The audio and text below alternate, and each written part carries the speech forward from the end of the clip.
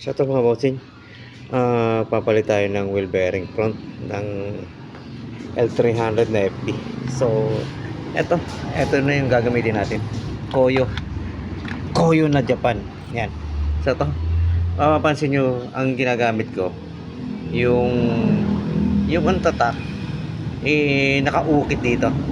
Yan. So ito matibay kasi itong mga ganito, itong mga nakaukit. Yan. Kahit dito sa pinaka bearing nya, nakikita nyo, nakaukit yung tatak dito. Yan. Pares ito. Yan. Nakaukit. So itong papalitan natin. So ito yung naka-computer lang. Yan. Ito yung mga lumabas na malalambot to. Kinakain na ganitong code. Yan. So itong panlabas, sirang-sira na. Kalog na kalog. Ito. So hindi tayo nagkakabit itong ganitong klase, yung nakatampered lang. Yan. So syempre bago mo matanggal itong hub na to, tatanggalin mo muna dito sa spindle. So tinatanggal muna yan yung preno. Yan. Tsaka ito. So ito, syempre pag nagpalit tayo ng bearing, unahin natin itong code, papalitan. Hindi pwedeng hindi natin papalitan yung mga bossing. So ito, start na tayo. So ayan mga bossing, pagkakapit na nga po tayo ng cone itong bearing. So dito yung mga bossing. Ayan.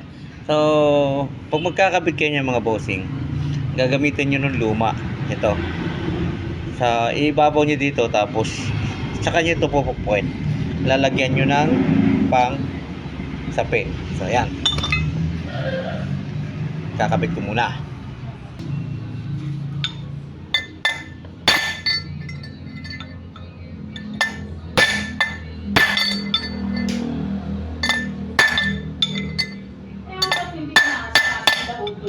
So, okay na mga bossing. Lapat ang ating cone. Ayan. So, dito sa panloob, so ganun din ang proseso mga bossing. Ayan. Kakapit mo muna. Tapos, yan papatong mo itong luma. Tapos, ganun din ang process mga bossing.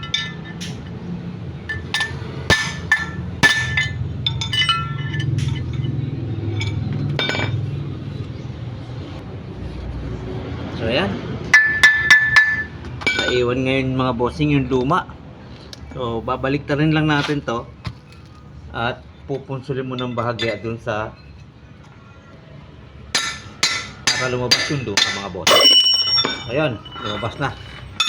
Iniwanan na ako nung cone mga bossing na luma. So ito, lalagyan na natin ng grasa itong loob nito mga bossing. So ito, huwag nyo papakapunuin.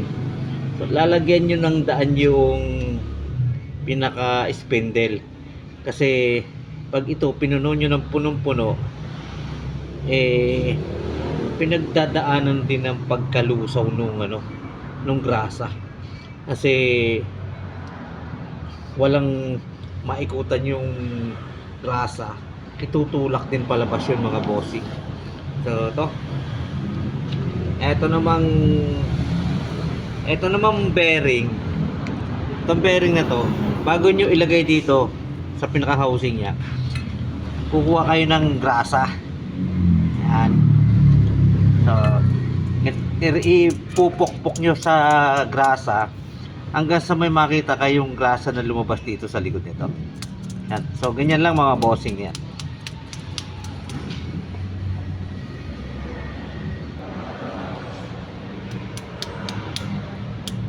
So ayan mga bossing, nakita niyo ng grasa lumabas na dito. So okay na yan. So pagka lumabas na yan ang grasa doon sa ibabaw, so pwede nyo nang ilagay dito. Yan. Lalagay nyo yan dyan.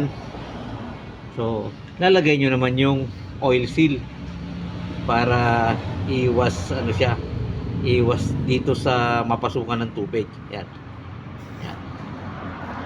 So ganun lang mga bossing. Tapos rotate naman, ganun din sa kabila, yung panglabas. So So, itong panlabas, ganun din ang gagawin nyo. Lalagyan nyo ng konting grasa kasi hindi mo maabot nung itong labas nito pag nagrasa kayo doon sa panloob. So, lalagyan nyo din. Yan, yung eksaktong grasa lang.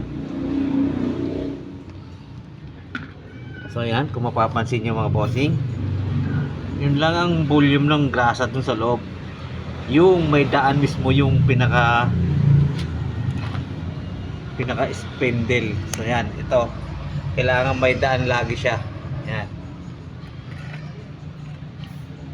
So magre-repack na ulit tayo nung isang bearing, nung maliit,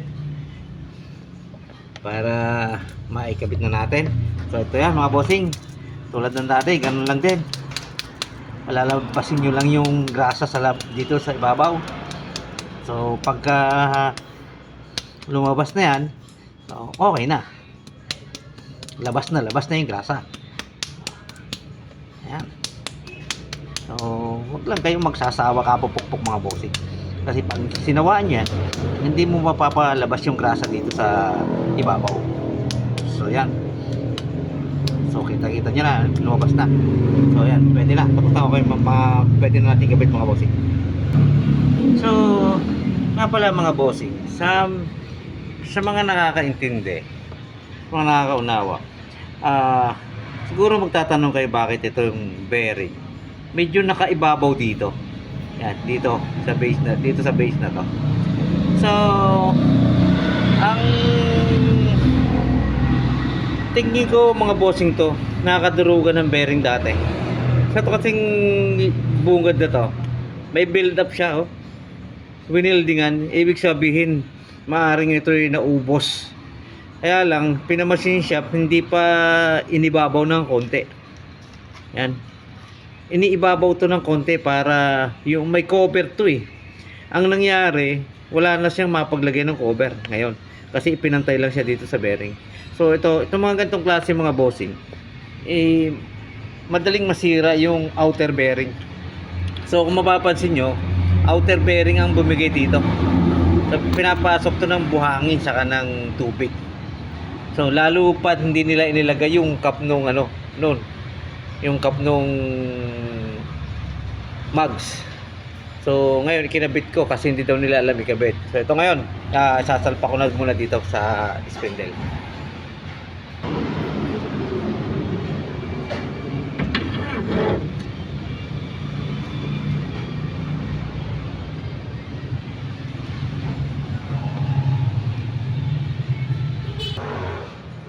So ito mga bossing, huwag kalilimutan to. Dito na nakalagay. Ito yung pinakalock ng bearing.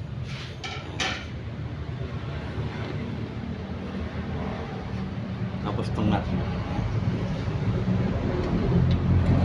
So ang paghihigpit nito mga bossing, yung sakto lang, huwag nyong hihigpitan ng todo. So ito na si bossing. Kasalukuyan ako naghihigpit nitong sa bearing.